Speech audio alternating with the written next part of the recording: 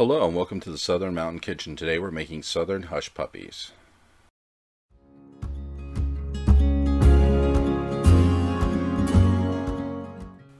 This is a really easy recipe to make and it comes out tasting so wonderful. So let's get started. You need 1 cup of cornmeal. I used yellow. 1 cup of all-purpose flour.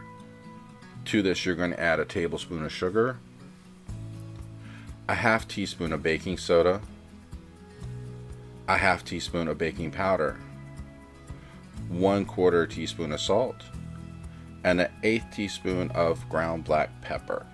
Once you get this all in a bowl, you're going to want to mix it up because you want to make sure all these ingredients mix through so that way you don't have any large amount of anything in one place. And as you're mixing it, you're just basically work around the sides of the bowl, work in the bottom. You want to make sure that everything from the sugar, the baking powder, and salt all gets mixed through because you don't want that awkward taste when you have too much of one thing in one place. Now, once you've gotten this completely mixed through, we are going to need a half a cup of buttermilk in this. Now, you can increase the buttermilk if it turns out kind of dry. That's up to you. 2 tablespoons of vegetable oil, 1 large egg, and we are going to grate 2 tablespoons of onion, which basically it's not a lot, it's just going to give it flavor. And then you want to mix this through. Make sure you break up the egg really well and get all the ingredients distributed because you want the little bits of onion to go throughout the whole mix. Now, when you mix this up completely, if it seems a little dry to you at the end, you can add a little bit more buttermilk. I did eventually add a little more to mine just because I thought, man, this is a little dry. It needs to be the consistency where it sticks together and you can make a ball. You don't want it super dry. You don't want it cracking on you.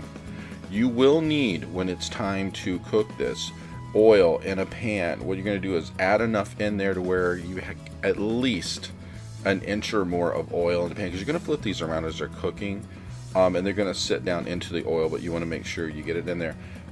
Get your oil in, get it preheated. You want to go at least at 350 or more on your temperature, and you're going to put these in with your 2 spoons. Basically, you can take 1 spoon to scoop up the mixture and another to slide off the hush puppy into the oil, and you can put like several of these in at a time. Just don't overfill your oil because you do need to flip these around and you don't want them getting in the way of each other and making it difficult to do. I had a large pan and I put several of these in at a time, but there was always extra room to move them around. And you want to let them cook as they go until your outside goes really brown. I would give them at least a minute or more on each side, but as you can see as you're flipping them around, you can tell when they look like they're cooked. You just need to eyeball it, make sure that you get it to the point where you think it's there, because you want the insides completely done. The good thing is they cook quickly on the inside, so it's not like this is going to take 5 minutes to do. You need to watch them. And as you do this, just go through and get the darker ones out as they come out, because as you're putting them in, you're putting them in one at a time. It takes a while to put them all in. Just get the darker ones first, and then when you've gotten them all out, you need to put them on a plate on something like a paper towel to drain them. You don't want them to be oily. The good thing is they're not totally oily when they come out. They actually drain quite a bit, and once you get your first set out, then bring some more in and start doing it all over again until you've used up all of your mixture. The good thing is, for what I made here, there was a lot of hush puppies. There's enough there to feed a whole family, and they're snacky. It's one of these things where once you fix them and you feel like you want something to snack on later, you can come back and grab one of these. They're not bad. Even when they're cold, they're not so bad. Because I left mine in a container after I'd made them and came back and I found myself snacking on them later. So it's a good thing to have.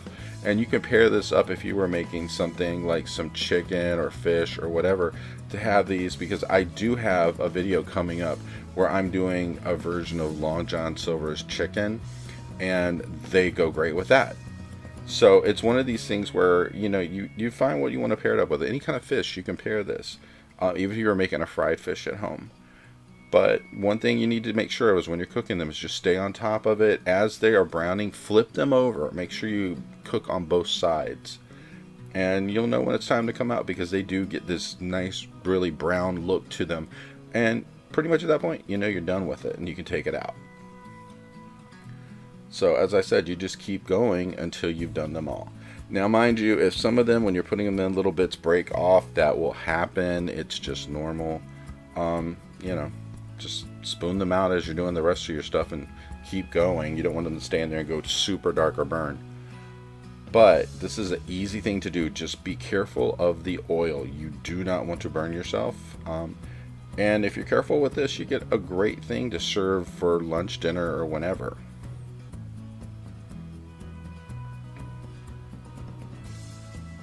So as you can see so far, I've already done 2 full pans of these, and I'm getting ready to put the last of mine in. And that's great because that means there's quite a few.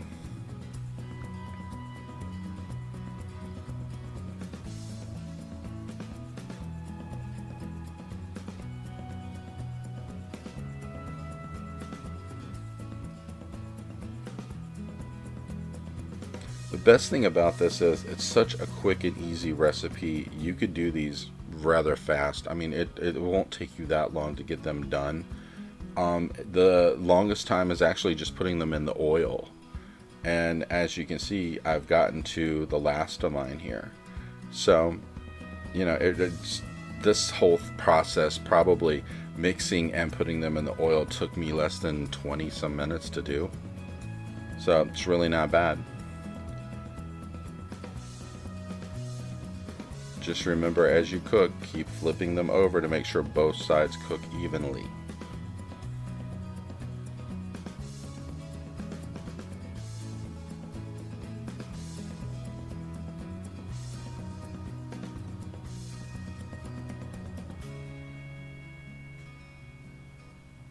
One good thing about this, if you were going to cook fish or something else in oil that had a batter on it, this can actually be used again as far as your oil is concerned, and you don't waste oil this way. You're going to actually share it between the different things.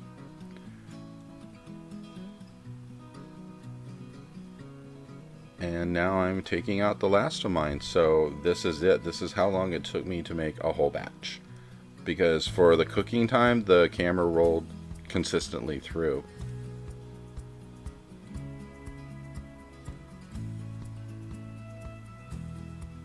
And that's it. And this is what they look like when they're out on a plate, and they are amazing. They have a great taste, and you'll find yourself wanting to snack on these. If you like this video, please like and subscribe, and I hope to see you next time.